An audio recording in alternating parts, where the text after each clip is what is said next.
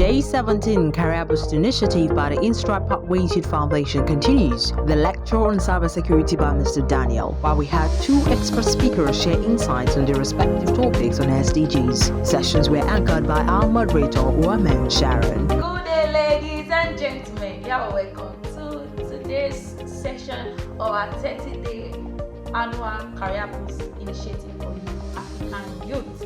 And I welcome you. My name is Oamen Sharon, your moderator for today. Now let's dive into the lectures. Welcome back, everyone. Thank you for being with us. This is the introduction to cybersecurity course provided by Instride Pathways Youth Foundation. I'm your host for this cybersecurity course, and my name is Daniel Inwa. I go with Paragraph Card online. Alright, let's look into today's topic is network security basics. We're going to delve into the topic now. If you notice that we have two models on network security. Yes, I divided the network security into two.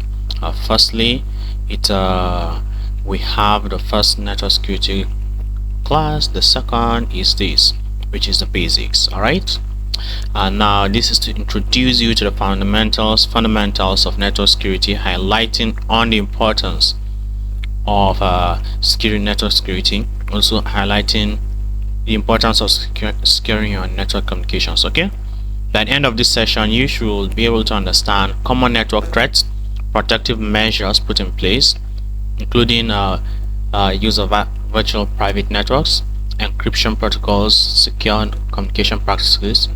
You will be able to perform some practical activity to set up simple VPN connection, analyze network traffic using Kali Linux tools.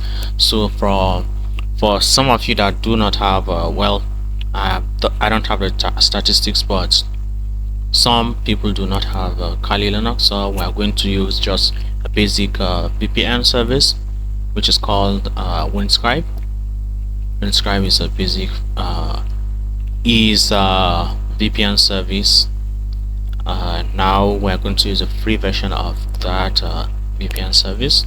We're not going to use it on Kali Linux, but we're going to use it on we can use it on many other platforms, including Kali Linux, but we are going to use it. All of you are going to use the VPN services. Some may have been using other VPN services. You can be free to use other VPN services, but still, as you connect, you can connect your VPN services to your computer and then analyze the traffic. Now, okay, all right.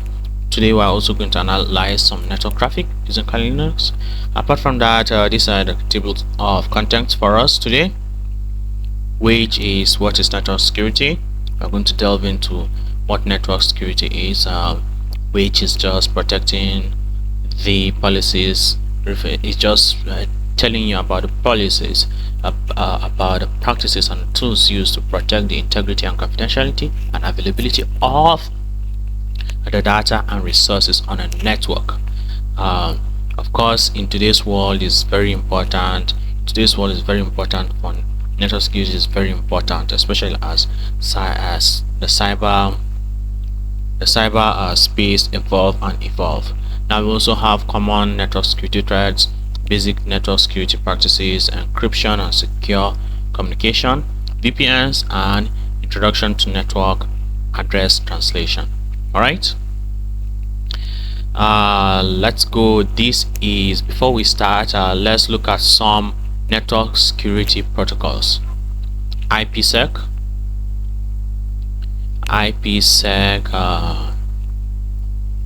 we have IPsec, we have SSL, TLS, SSH, HTTPS, and others. All right, I want you to understand this before we get into the nitty-gritty of network security. Okay, all right. Firstly, TLS, it secures all traffic. IP, IPsec secures all IP traffic. it has its own cons, of course. Now we're starting with IPsec, which is Internet Protocol Security. It secures all traffic, IP of course, all IP traffic by encrypting data at the network layer. It's also, but now it has an advantage. The advantage is that it is extensive and flexible. It offers a wide range of security mechanisms, but then the cons, the disadvantage is that it can be complex and difficult to manage. Thanks for Ministry of Security for this very basic picture. Now we have SSL and TLS. SSL/TLS, which is a secure circuit layer and transport layer security. The purpose is that it encrypts web traffic to ensure secure communication between web browsers and servers. Now we have the advantages, which is that it can be adopted widely and it helps prevent eavesdropping on communications. All right. We also have a disadvantage. Disadvantage is that it can lead to performance overhead due to encryption process. It takes a lot of performance. It takes a lot of performance space, and because of that, it might lag the computer. It might lag the server and the browser. Now, SSH is a secure shell. It provides secure remote access and enables secure management of network devices. It has a disadvantage. I'm starting with the disadvantage for SSH now. The disadvantage is that the managing of encryption keys can be difficult, of course, because you have many keys. The management is a bit difficult for it. Now the pro now is that it has strong encryption and authentication. We move on to HTTPS, which is Hypertext Transfer Protocol Secure. Of course, the purpose of this, you should know this, you should have done it or are preparing to do it in your computer class or data processing class. It secures web communication by encrypting web pages and data transmitted between users and websites. It also ensures, one of the pros is that it ensures that data integrity and privacy is kept. Ensures data privacy and integrity is being kept solidly. But then it has a problem. The performance overhead, it has performance issues too from encryption. Now SFTP, which is SSH Secure Shell File Transfer Protocol, SFTP, it securely transfers files over a network. And then we have the pros, which is strong encryption. It has strong encryption and authentication, but it has limited functionality compared to FTP. Alright, now FTPS is File Transfer Protocol Secure. It adds another security layer to FTP by using SSL TLS to encrypt data. It allows secure file transfer using the existing FTP infrastructure. That's the advantage, while the disadvantage is that the control channel is unencrypted, which can be vulnerable too. So we're moving to SMTP, which is a Simple Mail Transfer Protocol with TLS. Okay, this secures email communication. SMTP is a protocol meant for email communication. Now we have this SMTP plus with TLS, right? It secures email communication by encrypting messages. Now the advantage is that it prevents eavesdropping and spoofing, any kind of spoofing. Now we have another disadvantage for it. Of course, the deployment will have challenges. You have deployment challenges, especially with older email servers. Now we have DNSSEC, which is Domain Name System Security Extension. It secures the DNS, which is the domain name system, and DNS queries to prevent attacks like cache poisoning and spoofing. There is an advantage to this, is that it ensures DNS integrity and security, but it's also complex to deploy and manage, which is the disadvantage. And lastly on this list here is VPN. The purpose for VPN is that it secure remote network access by encrypting data between the user and the server, or the user and the network. And then the pros is that it offers encryption and privacy for network communications, but the con is that the disadvantage is that it can be complex to set up and maintain. Okay, now FTP is, we're going to discuss FTP shortly. It's file transfer protocol. We have looked at it. The file, how it works is that is one of the earliest protocols used in transferring files between a client and a server over a network.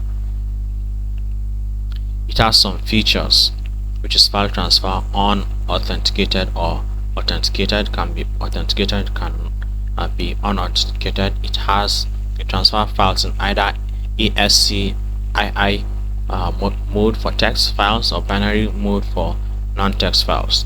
Now it has pros and cons. I will mention three of the pros.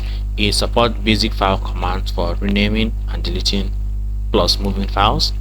It also have multiple file transfer over in just a session. It's simple and widely supported, but then the disadvantage is that it lacks encryption. That's where the FTPS comes. It has security risks, and it is passive. It has active and passive modes. All right, we have SFTP, which encrypts data using SSH, and we have FTPS, which add SSL TLS encryption to FTP. All right, while we have already looked at some of these protocols, or I have experienced a bit of these protocols, let's get into the class proper. All right, okay. Network security refers to, I've defined network security before, but we'll still do our due diligence to explain network security, which refers to the policies, the practice, the tools used to protect the integrity, the CIA of data and resource on a network. You don't need to mention all these big grammar, but just understand that it's anything that has to do with the policies, the practices and tools used to protect the CIA of data and resources on a network. I do hope you did not forget what CIA is. Oh, I hope you did not forget what CIA is, because CIA is confidentiality, integrity and availability. In our today's world, protecting the data as it travels across a network is essential to prevent unauthorized access, data breaches and other cyber threats. Many countries have done this shall I say crime. They have, whether we know it or not. Some are on the news, some are not on the news, but some are just rumors in the intelligence circle. Some are okay. Let's see now. Dealing with, some have already committed the crime of picking, shall I say, getting into the networks of other their adversary countries. You know, all the network in this world is, well, most of the network in this world is using fiber optic or other advanced wires laid down on the bed of the ocean, right? So you know what they will do? They will just go to a specific place that is not being monitored, and then they will break it. They will break some of the layers, and then they will put something, just like how a middleman, MIT and middle in the man attack work.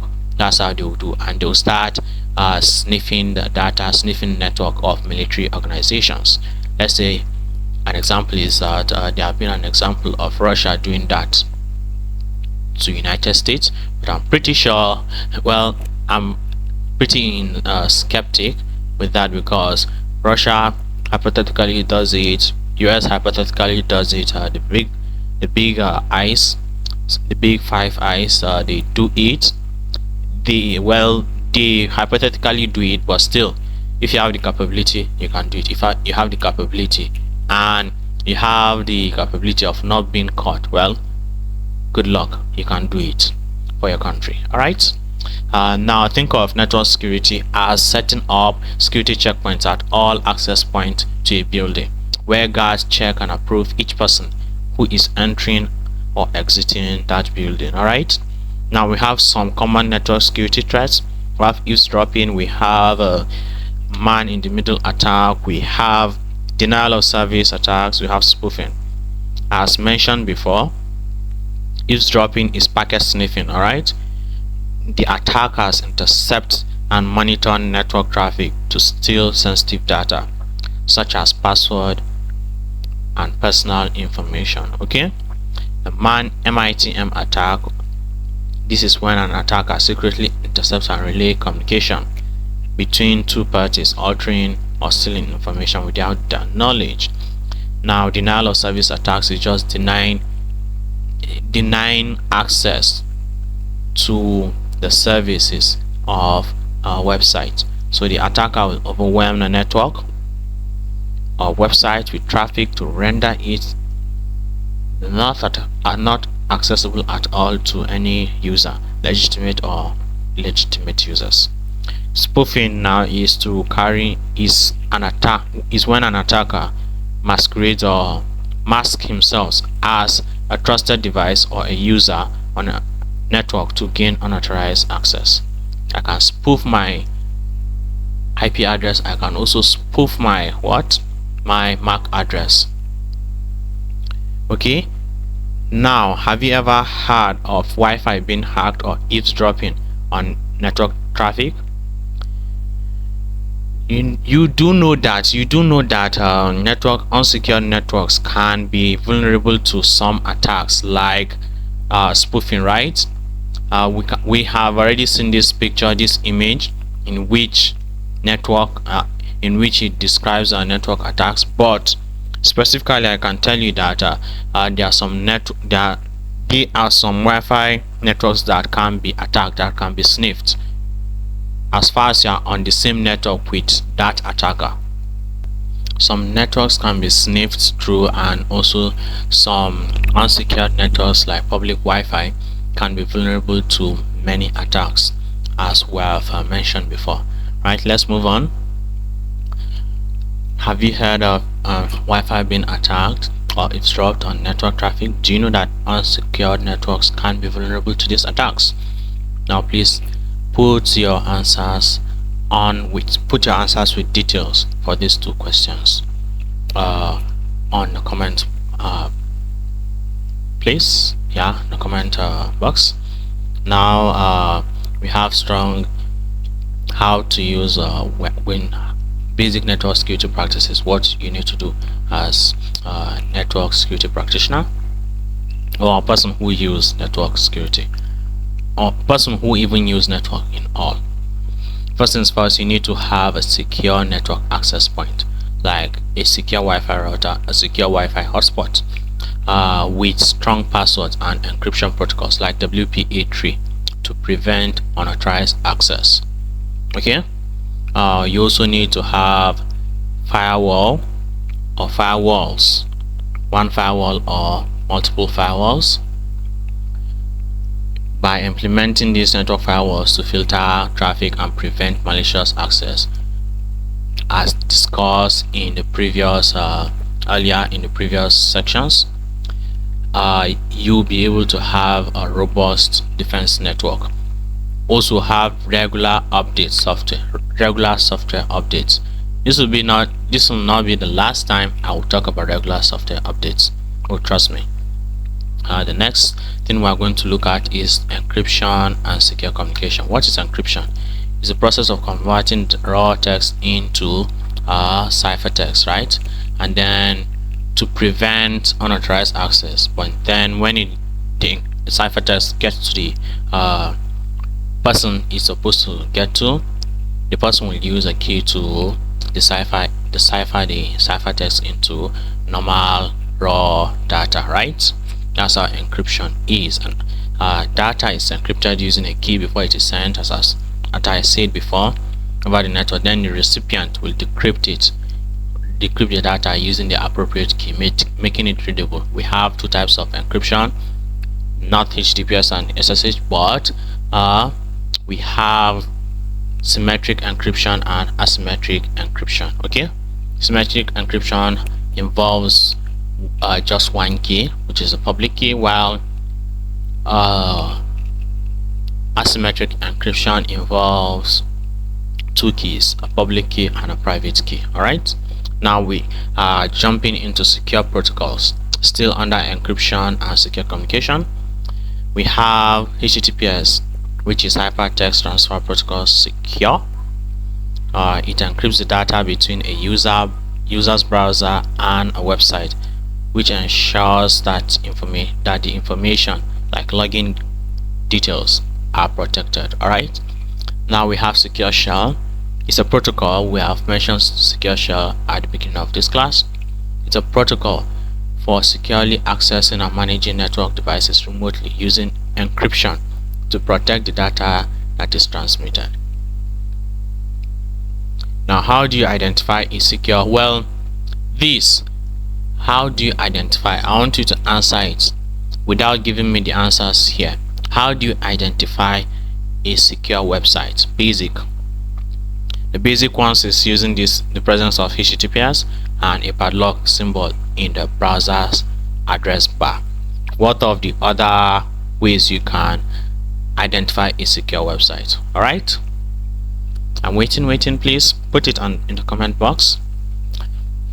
Now we have the fifth one, which is VPN. Okay, a VPN creates is a very private network, virtual private network. Some people will tell you which is wrong.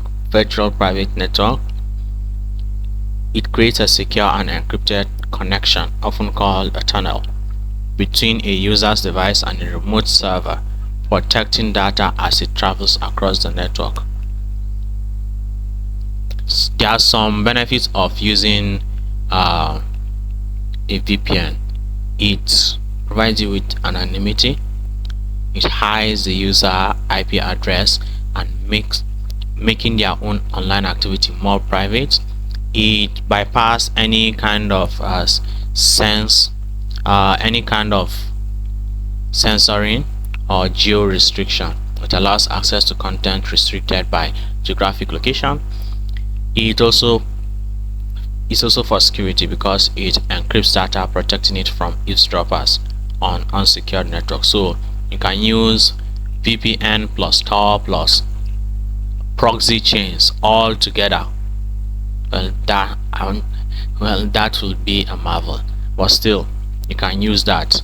Proxy chain and Tor. Okay, I haven't mentioned Tor much, but proxy chain also haven't mentioned proxy chain, but it's like VPN but multiple. You're having multiple now, multiple, though you're not sure whether it's encrypted. You're not very sure whether it's encrypted. You just have to trust the people who give you that that encryption line, or should I say that proxy chain. Okay, VPN is just like sending a secret message through a locked pipe, so no one along the path can see or tamper with the message, right? Okay, you can get your own VPN by downloading any of the free VPN services. I'll recommend Windscribe. It's a bit, well, if you register with your email, you'll be able to get 10 GB free. For some people, 10 GB free. When I mean 10 GB free, you're going to use 10 GB your own data, but it will be tunneling through their own VPN service. So when someone does dnsleaktest.com, your DNS will not be leaking. Okay, now we're looking at network traffic monitoring and analysis. What is Wireshark? It's a network protocol analyzer that captures and displays network traffic, which allows users to inspect packets and identify potential security issues. Okay, now we can see, yeah, we saw a bit on how we used Wireshark. Not some did not see clearly. Okay, but before we go to Wireshark, we're going to look at how we just the basic Wi-Fi security protocols, or not the protocols but principles, or yeah, security rules you need to follow yourself. Now, securing Wi-Fi networks is very important. First thing, you should use passwords. Use strong passwords and the latest encryption standard, which is WPA3. For home or office Wi-Fi networks, you should also disable WPS. Anybody using WPS Wi-Fi protected setup, it's, oh sorry to say this, but it's donezo. Yeah, that person is donezo, because WPS is no longer secured. Even the WPA3, I'm not saying it's questionable, I'm not even saying WPA2 is questionable, but still there are ways to circumvent WPA2, WPA3, but still it's better, more protected than other ones. Okay, WPA1, it's not good. WPA2, if you have WPA3, please use that. WPA1, WPS, it's wrong to use that. Also, when you are using public Wi-Fi, you should always use a VPN, and or if you can't use a VPN, don't use public Wi-Fi at all. What is NAT? Network Address Translation. Okay, it's a technique used by routers to modify their network address information in IP packet headers, which allows multiple devices on a local network to share a single public IP address. Okay, you can see that, all right, when you are connected to one hotspot, that hotspot will be sharing, not the hotspot per se, but a router. The router will be using a different IP address. Well, you guys inside the network will be having your own different IP address, but then when someone is scanning you, or you want to scan something, your IP address will be the IP address of the router. So this is a way, this is for ensuring network security. It will hide the internal IP addresses of devices from external networks. Okay, now this topic is a bit short because we divided it into two. First, we dealt with network security as is essential to protect data. We said that it's essential to protect data and resources from unauthorized access. I believe I mentioned those. VPNs also provide a secure way to transmit data over potentially insecure networks, and tools like Wireshark will allow you to monitor network traffic for security analysis, and also for just capturing the data and then keeping it for reporting purposes. Now, do you have any questions? Okay, if you have questions, please drop them on your panel, on the, not on the panel per se, but drop them on the comment box. Okay, that's good. Now let's look a bit into Wireshark. After Wireshark, if we have ample time, we ought to look at something called proxy chain. Okay, all right, good. Let's look at Wireshark to analyze the traffic. We're also going to open Firefox using our own kernel, right? It's in sniffing and spoofing. I love GUI, but I'm getting to love, really loving Kali terminal better because it's faster for me. Alright, let's launch Firefox using this Firefox. Okay, Firefox. Okay, good. Let's launch Firefox, and we're following. We're going to capture data from H0. From H0. Okay, good. While we're waiting for Firefox, we're also going to talk about proxy chains. Let me open this and prepare for proxy chain. Okay, good. Give me 2 more.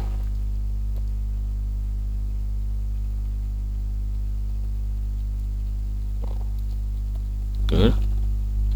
Give me shell number 4 and 5, which is basically, yeah, good. Right there, right? Good. We're on desktop. Alright, I'm going to prepare for proxy chain. Yeah, do I have proxy chain installed? Ought to have that. Yeah, installed. So what do? Sudo proxy chains, sudo nano.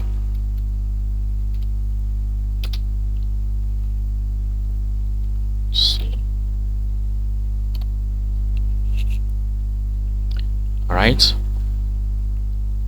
now our Firefox is open and we're ready. Okay, let me run bbc.com. right, bbc.com. Good. Let me just capture any data from this. It's not getting any data, right? bbc.com. okay, now it's getting the data. As you can see, it's getting data from bbc.com. Well, how do we know which one is bbc.com? I'm going to get to that a bit. Okay, and let's stop capturing the data. Let's stop it. Okay, good. I can look for the IP address of bbc.com using many ways. Okay, using many ways. First, I can use multiple tools, online tools for that, or I can just copy bbc.com,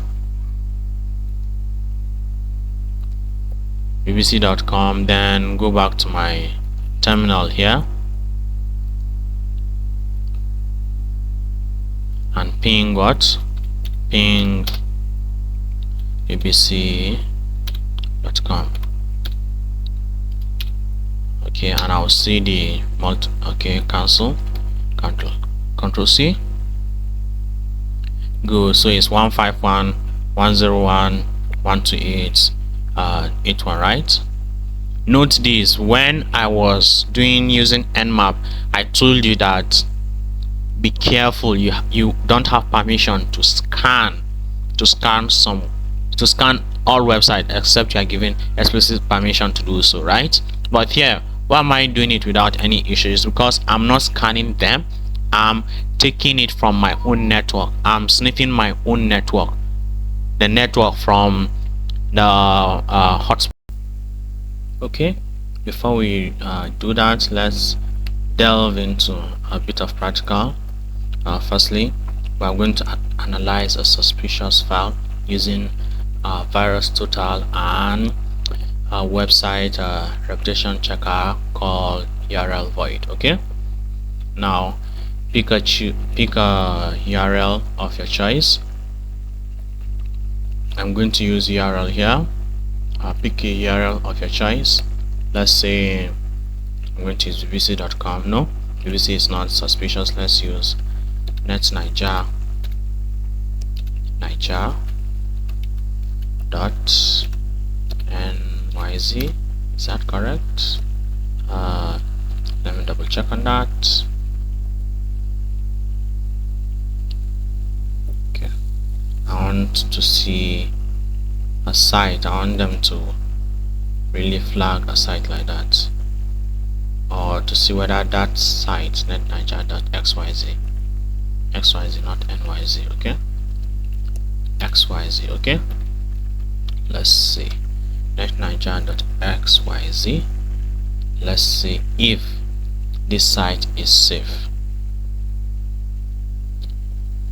No need to do the same for virus total. We're going to do a different one. So is it, first things first, let's check if someone have 3 months ago someone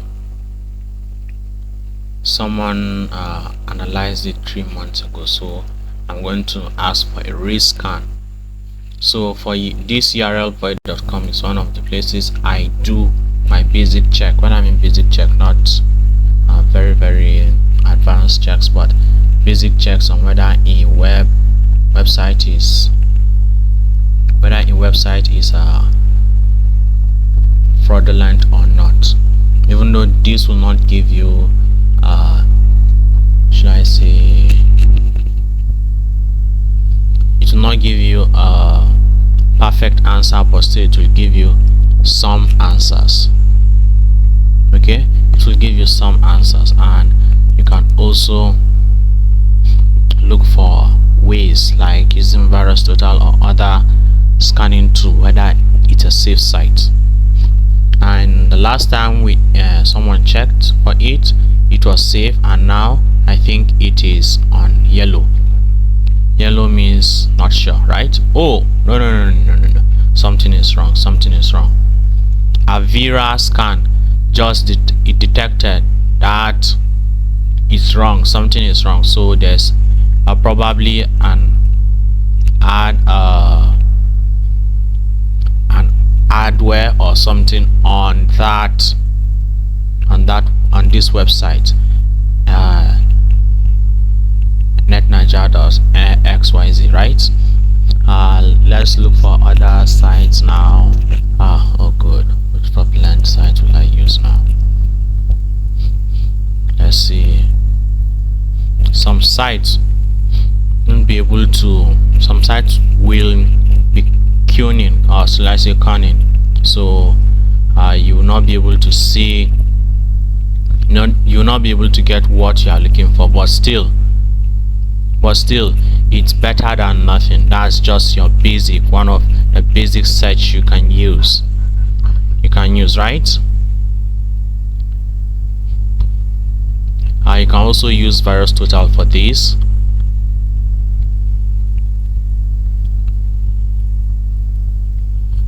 As you can see, it did not scan just one website, but it scanned multiple.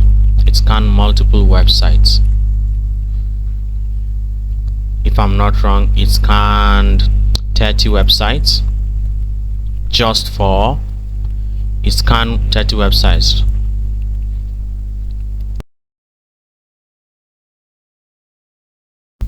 Apologies for that. It scanned 30 websites.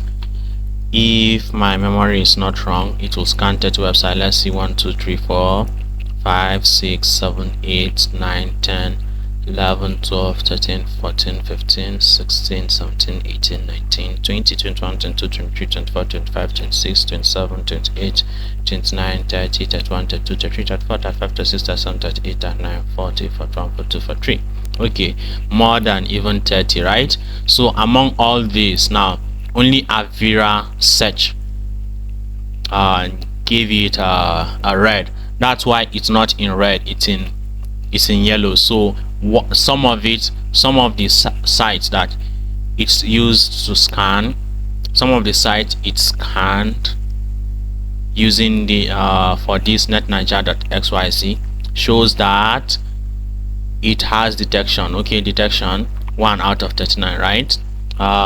So now we might not be sure whether this will give us, but we're okay, a bit of sure that it's not something very serious like having malware in it, but we are not very sure. So we can also go to Avira's website and scan for it. Okay, Now let's use virus total because I did not see any virus total.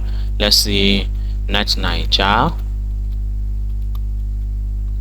dot xyz. Let's search whether it will work. So URL void, url void.com, url void.com. Good day, everyone. I am honored to join you as part of the annual 30-day Career Boost initiative for African youth, organized by Street Pathways Youth Foundation. Today, we will be exploring a critical aspect of our Global Development Goals, Sustainable Development Goal 3, Good Health and Well-being.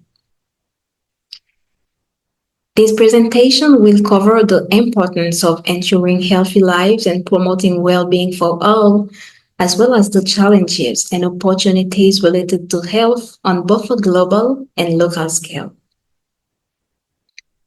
Whether you are a secondary school student just beginning to think about your future or a tertiary institution student deep into your studies, understanding these issues is vital.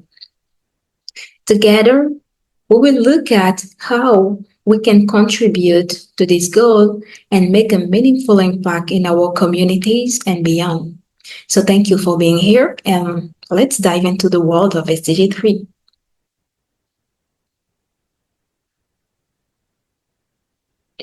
If you have questions or comments, please direct them via email. And don't forget to specify your name, your position, and your country. Thank you for your understanding. Pour ceux qui parlent français, merci de communiquer toutes questions ou commentaires par email. Et n'oubliez pas de spécifier votre nom, votre rôle et votre pays. Merci pour votre compréhension. Our objectives for today are the following. Understand SDG 3 and explore its specific targets. We will identify key health issues, review some progress, and finally, we will promote personal and community actions. In the coming minutes, I want to convey that everyone can play an active role in improving global health and reducing inequalities in healthcare. So now let's see what is SDG 3. The Sustainable Development Goal 3 is centered on ensuring healthy lives and promoting well-being for all individuals regardless of age. It highlights the importance of accessible healthcare, focusing on reducing maternal and child mortality rates, fighting epidemics, and addressing mental health challenges. SDG 3 advocates for universal health coverage, emphasizing the need for quality healthcare services that are available to everyone. As you know, health is not only a personal concern, but a global priority influencing economic stability and social development. So by striving for SDG 3, we aim to create healthier communities and empower individuals to lead fulfilling lives. Ultimately, this goal encourages collaboration and innovation, reminding us that a healthier world is within our reach if we work together. So now, why good health and well-being are fundamental to sustainable development? Good health and well-being are central to sustainable development for several reasons. At its core, health is a cornerstone that supports the functioning and progress of individuals and communities alike. Health for individuals is crucial for personal development and productivity. When individuals are healthy, they can fully engage in education and work, thereby improving their personal potential and contributing to the economy. For instance, as you can see here, A healthy student is more likely to attend school regularly and perform better academically, which translates to better job prospects and higher income potential in the future. I remember that during my medical studies, I knew someone very diligent who was always at the top of his class. You know, in school, we spent many sleepless nights, but he took it to an extreme. During exams, fatigue took over and he experienced burnout. He struggled mentally and couldn't recover in time, costing him a semester. This illustrates that a highly motivated and hardworking person with great productivity can become entirely incapacitated when they fall ill. This highlights how crucial physical and mental health are for our productivity. I share this anecdote to you to take care of yourselves and your colleagues, especially during intense study periods. That's very, very important. But good health and well being are not only essential for individual success, but also for the overall progress and stability of communities. Health impacts the broader social and economic fabric of communities. Communities with high health standards enjoy greater economic stability and resilience. Good health reduces the burden on healthcare systems and lowers the economic costs associated with illness, such as lost productivity and medical expenses. For example, in many regions, combating diseases like malaria or improving maternal health can significantly boost economic output and reducing poverty levels. Furthermore, health is interconnected with social well-being. As you can see here, healthy individuals are better equipped to participate in community activities, support family dynamics, and engage in civic responsibilities. Unfortunately, in many places around the world, populations don't even have access to the basic health care. Now, let's take a look at some global health issues. The list of global health issues is quite long. I have shared with you here some of the most popular. We have the healthcare access, maternal and child health, infectious diseases, substance abuse, health equity, migration and displacement, non-communicable diseases, environmental health, and nutrition and food security. Now let's talk a bit about healthcare access. As I said, it's very sad to admit that healthcare access still represents an issue in many places of the world in 2024. Considering the importance of health in someone's existence, we can say that the lack of healthcare access is a violation of the right to live. So many precious lives have been lost because of the absence of healthcare. According to the World Health Organization, half of the world's population lacks access to essential health services. In addition to the fact that that healthcare access is a big challenge for many, when they do find their services, the high cost represents another problem.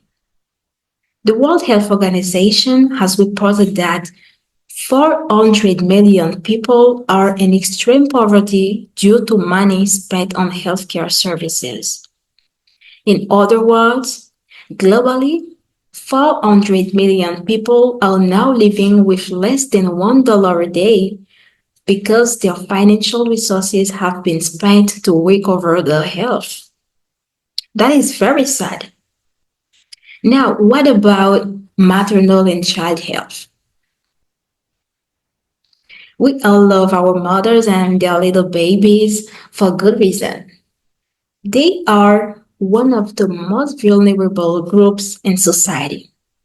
They need love, they need support, they need understanding, and surely they need good healthcare.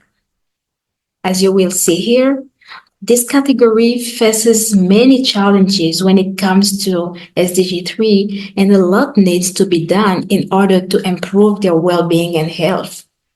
Here are some data from the World Health Organization. Every day in 2020, almost 800 women died from preventable causes related to pregnancy and childbirth. In the same year, a maternal death occurred almost every 2 minutes. UNICEF reported that in 2022, almost 5 million children under the age of 5 died from preventable or treatable diseases such as diarrhea, pneumonia, and malaria. That's also very sad. But despite the fact that many global issues are trending, we must commend the effort of some successful strategies that the World Health Organization has initiated in tackling the burden of global health issues. Here are some of the most impactful ones. We have firstly the expanded program on immunization. It was launched in 1974. This program aimed to make vaccine accessible to children globally, especially in low and middle income countries. One of the great successes of this program is the implementation of the World Health Organization's Global Polio Eradication Initiative, which has reduced polio cases by over 99% since 1988. We have secondly the HIV/AIDS program.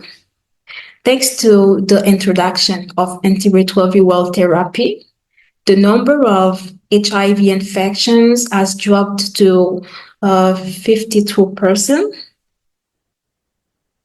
since its peak in 1997.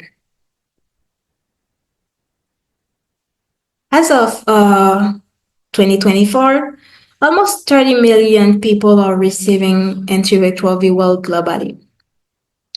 We also have the WASH program. The WASH is about water, sanitation, and hygiene.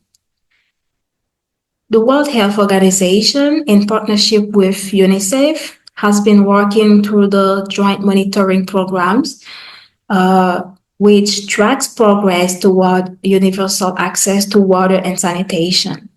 Improved WASH conditions have significantly reduced the incidence of diarrheal diseases and waterborne infections, especially in low-income countries. Finally, we have the Mental Health Action Plan. Many countries have adopted national mental health policies and programs, and mental health awareness has gained significant global attention. Increased focus on mental health, including the establishment of services in low-resource settings, has improved access to mental health care for millions of people. Those are very interesting programs. Despite these programs, the global burden of disease is still very heavy due to our weak healthcare systems, particularly in the low-income countries. So now, we will explore how you, the youth, can play a significant role in advancing SDG 3. I learned that Nigeria is one of the most populous countries in the world, and it is the most populous country in Africa. Nigeria has one of the largest youth populations in the world. Do you know what that means? You are the strength of the community, of your country, and you can play a very important role in advancing SDG 3.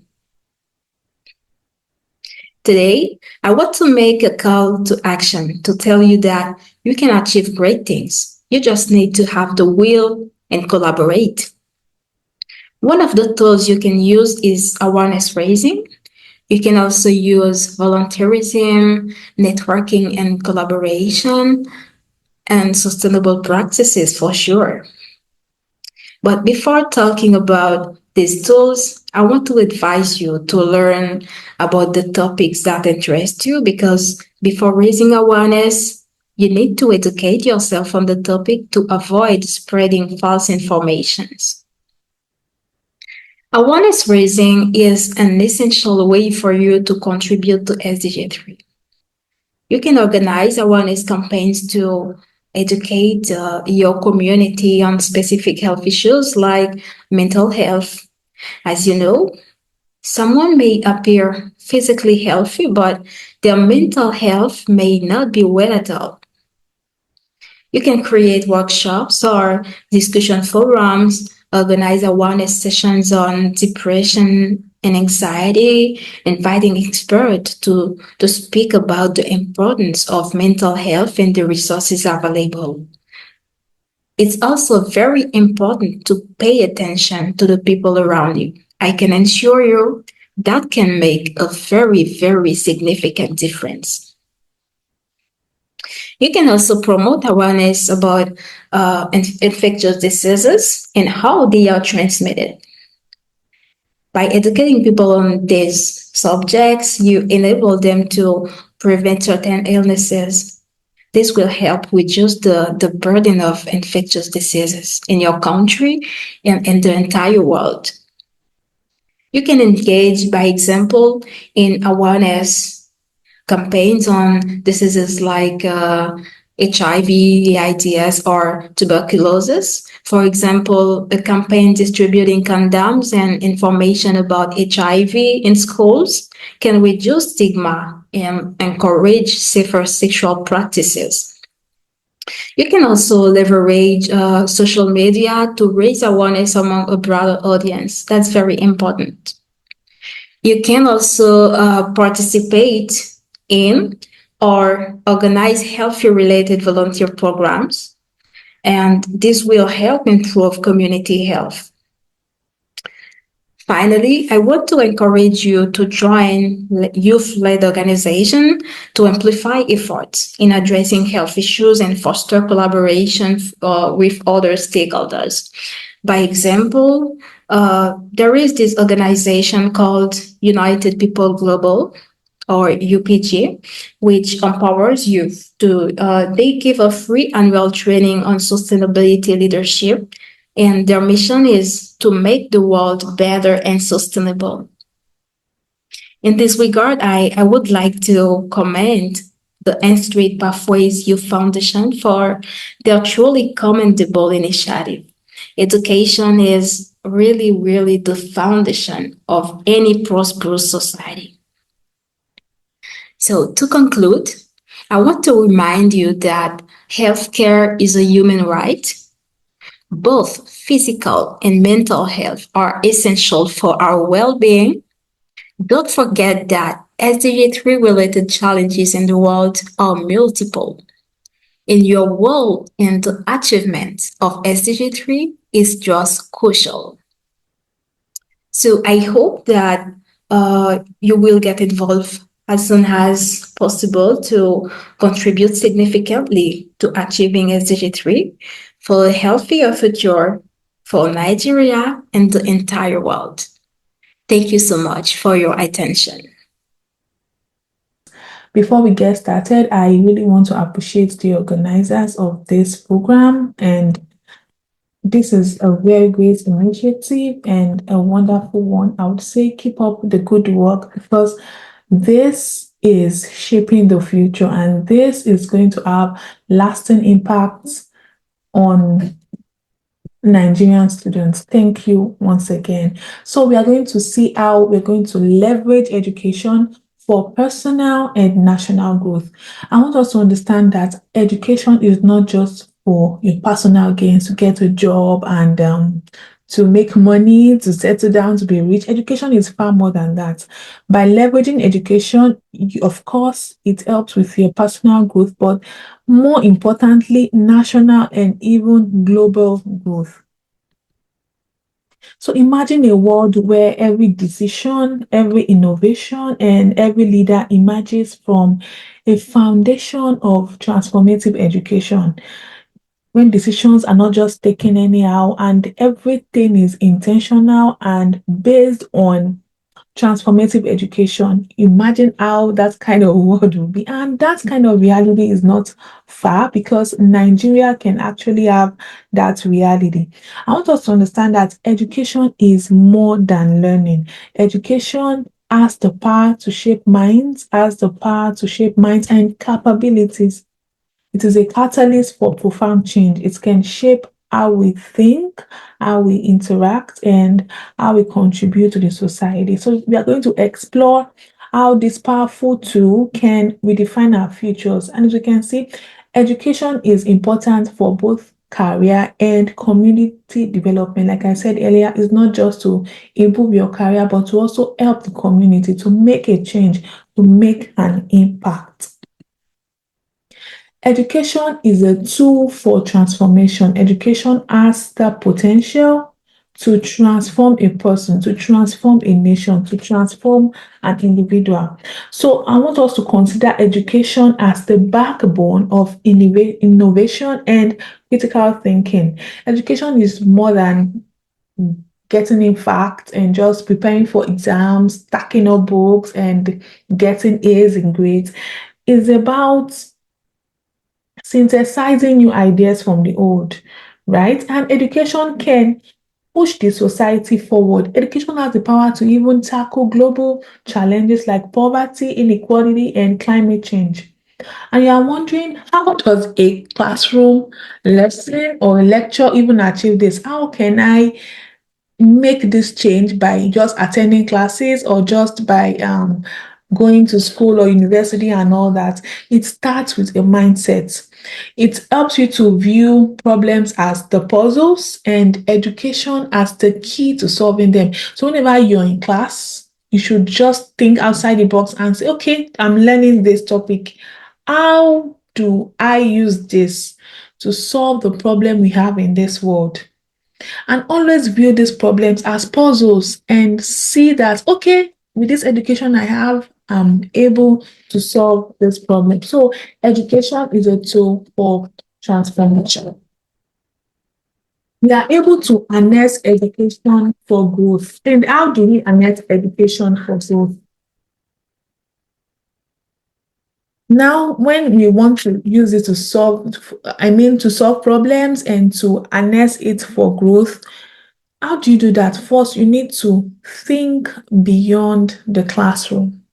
Think beyond the classroom. I want you to understand that the world is far, far, far beyond the four walls of your classroom. The classroom is just it's just a little part. It's just take it as a tiny bit in the ocean. So you think beyond the classroom, and the world is changing, right? It's changing. So we need to embrace digital literacy and innovation. Things keep changing. You shouldn't say, okay, I don't want to move with the current trend in technology and all that. Technology has a very important role to play, and we have to embrace that. You know, literacy used to be like, okay, I can read and write, so I'm literate. Now, literacy in the world we are in now, there's what we call digital literacy. It's not just being able to read and write. You're able to know how to use tools that can help you make the necessary impact. And most importantly, there's a need to cultivate a growth mindset.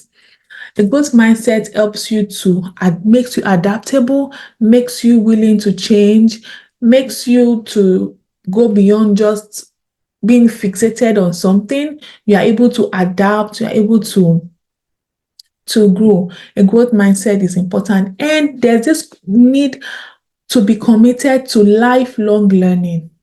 When you stop learning, you stop living. We learn every day. So there's an importance to update skills and knowledge. The skills that were very important some 20 years ago, some 10 years ago are no longer relevant. Things keep changing, knowledge keeps increasing, and there's the need to constantly update the skills and the knowledge you have. Now we are in the world of AI and so many other things. So there's a need to keep updating these skills and keep updating knowledge. and engage in critical thinking and problem solving. Whenever there's a challenge, don't say, oh, I can't do this. Anything problem, I run away. I don't want anything problem. Of course, no one wants problem. But the people that actually change the world are the ones that see where this problem lies and find a way to solve those problems. So you should be passionate about critical thinking and looking for problems. I'm not talking about problems like, you know what I mean by problems, but there's this challenge and it's giving you concern. How do I solve this problem? How can I be the catalyst of change? By the time you engage in problem solving, before you know what's happening, you begin to have ideas and begin to see, yes, I can be the change.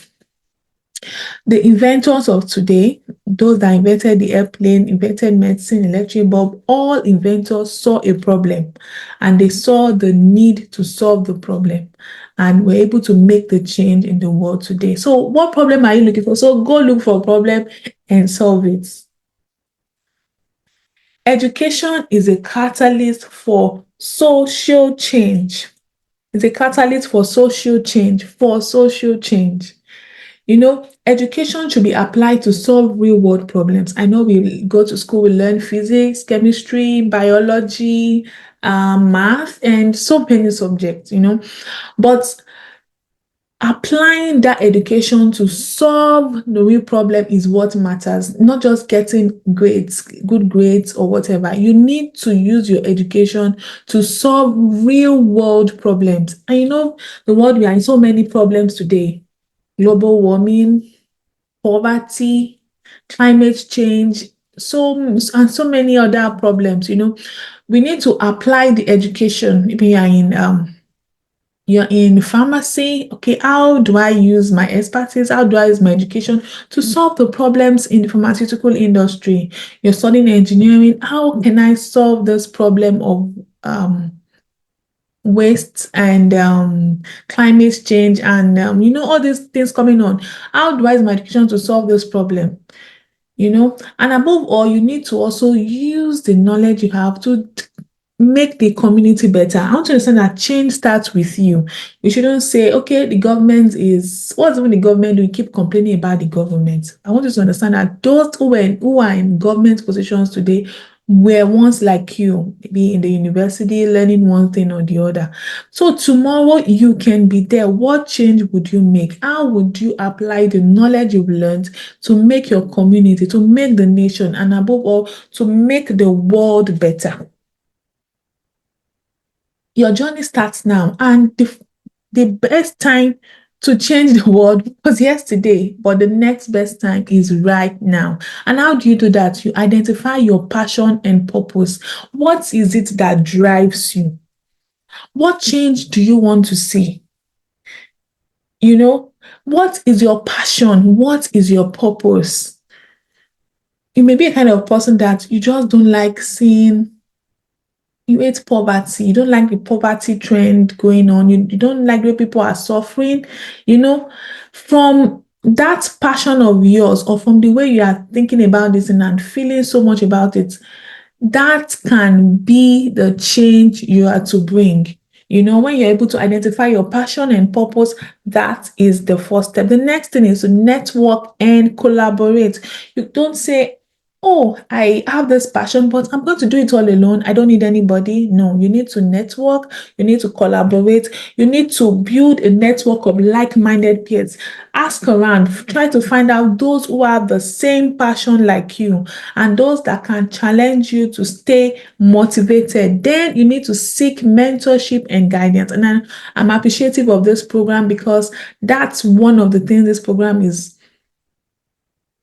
trying to achieve, to guide you, to help you to be able to see how you can get better and get the necessary guidance you need to make the change you want.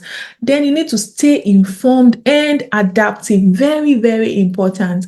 Things are changing really fast. So don't be fixated. Have a growth mindset. Have the mindset to improve, to get better, to improve on your skills, to build on what you have learned. Then lead by example. Be the change that guides others. if you begin to see yourself as an example, right, it will help you to always do the right thing. I'll be that, okay, I have generations to come following me. I'm the leader of tomorrow. I have people, dependent on me. So I need to be the light. I need to shine the light. So you should avoid doing things that would help you that would prevent you rather from being the example you ought to be. Doing something that, okay, if someone finds you doing that, how would they see you? Would they see you as a leader? Would they see you as someone who is making a change or causing the problem or causing more problems to the world? So let's be the change. Be the change. I want you to understand. We keep saying, like the song was saying, we are the leaders of tomorrow. That's right. But we are not just the leaders of tomorrow. We are the change makers of today. Because the change we make today would help us to become the leaders of tomorrow. So you don't just become the leader of tomorrow without making the necessary change. And the change starts with you. How do you live your life? How do you relate with people? How do you take things? Are you passionate? Are you interested in solving problems? Are you looking for shortcuts to I just want to pass? So you engage in cheating, you engage in malpractices and doing things that wouldn't help you. As a leader of tomorrow, you need to be the change maker of today. So I'm imploring every one of you to ensure that you put all these things into practice. Find your path. Walk boldly in it. Education is a powerful tool to transform the world, and you can transform the world and make an impact in the world today.